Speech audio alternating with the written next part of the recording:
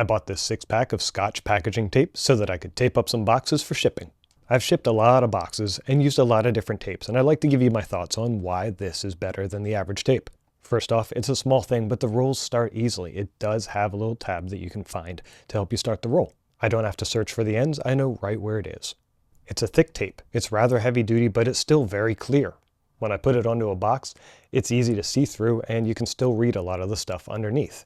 Now, the post office does not advise taping over any labels. That can keep optical readers from reading your labels, but if I were to have something like branding on my box and tape over it, I'd be happy that this does not obscure the branding. The tape sticks very strongly too. You can see it did not want to let go of the cardboard. Nice. It fits my standard tape dispensers and is not hard at all to start. With thinner, flimsier tapes, sometimes I would go over the same strip twice just to make sure that it wouldn't pop loose, but with this, I feel like one layer is going to do a great job.